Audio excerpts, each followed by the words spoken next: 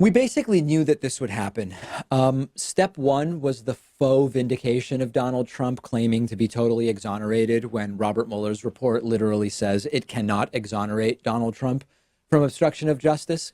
And we've already talked about all of the other problems contained in the Barr report, which I've now explained, I think, enough times, some on the Monday show, some on the Tuesday show, some on the Wednesday show, that I'm not going to go through it all in detail again today. But part of that framing of total and unmitigated exoneration from Donald Trump was that he was the victim of something here.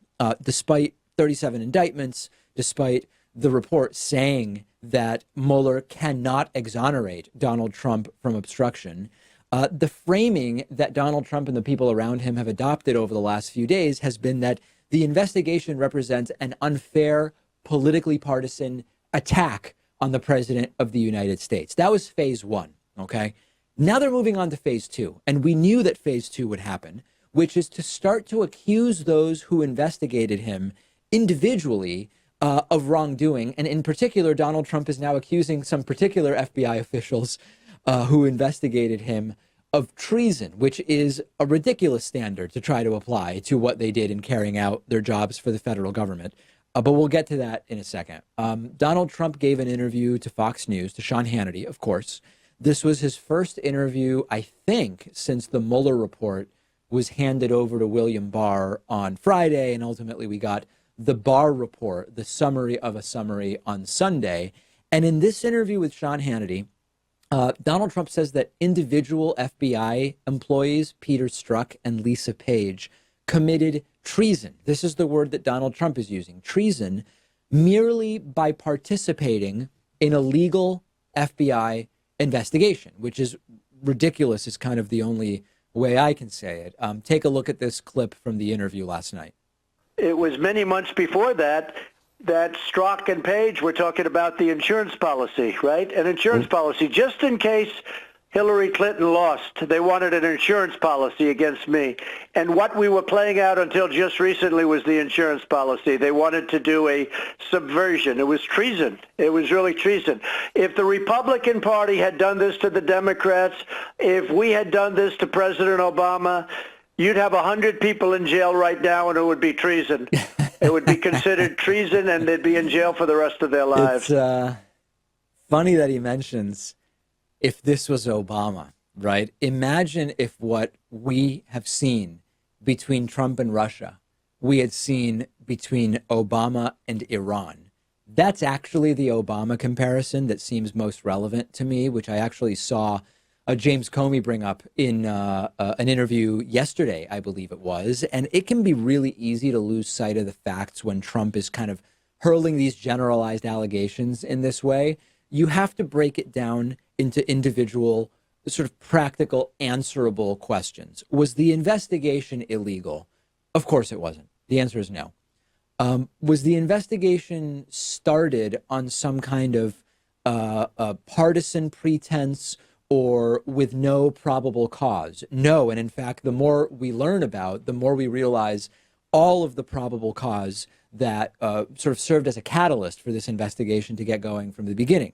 So then we get to, did individuals break the law by being employed by the FBI and doing the work that they were told to do in terms of this investigation? Of course they didn't. And then we get to the allegation specifically of treason, which is the crime of betraying one's country by, especially by attempting to kill the sovereign or to overthrow the government. That's not what an FBI employee participating in a legal investigation is guilty of. Obviously, that is not treason. And when Donald Trump just throws out the nonsense in this way, it unfortunately kind of works. And I hope that most people, and I know that I'm kind of preaching to the choir here, in our audience, I think people understand working for the FBI and doing what you're assigned to do is not treason.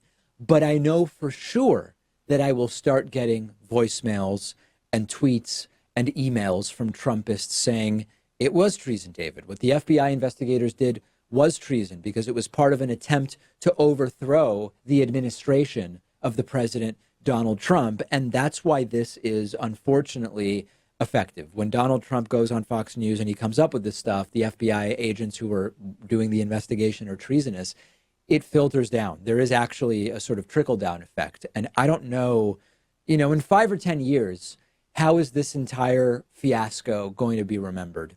I don't know the answer to that. But I do believe that it's important not to forget that we had the Trump Tower Moscow deal. We had Trump firing the FBI director and admitting it was to stop the probe.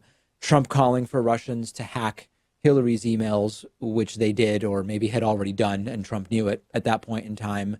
Trump associates meeting with Russians in Trump Tower. We all know what we saw. We also knew that Trump personally colluding was not going to be the outcome, certainly not at least rising to criminality. We were all saying that for more than a year at this point in time. So the result of the probe, that is no collusion charges against Trump, really does come away. It was predictable and it was common sense from the beginning. But my concern here is the total whitewashing of the bigger picture, because the investigations continue.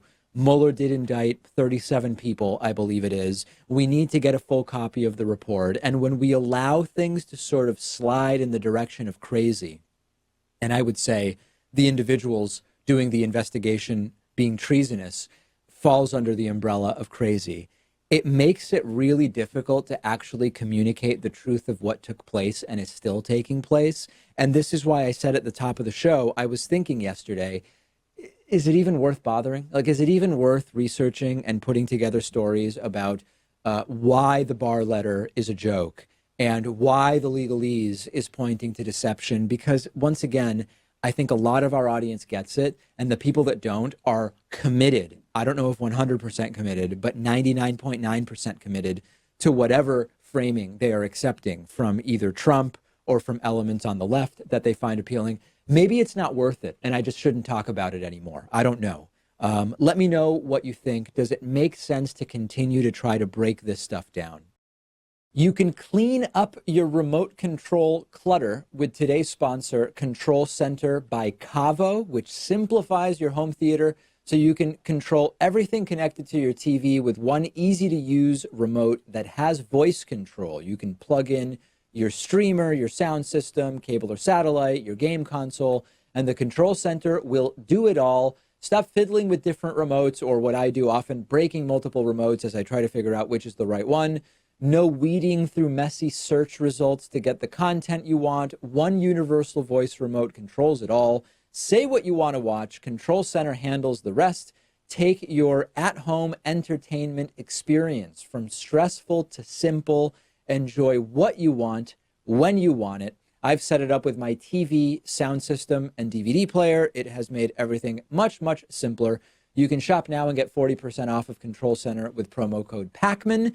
That's $59.95, 40% off regular pricing of $99.95. Service plan required. First 45 days are free.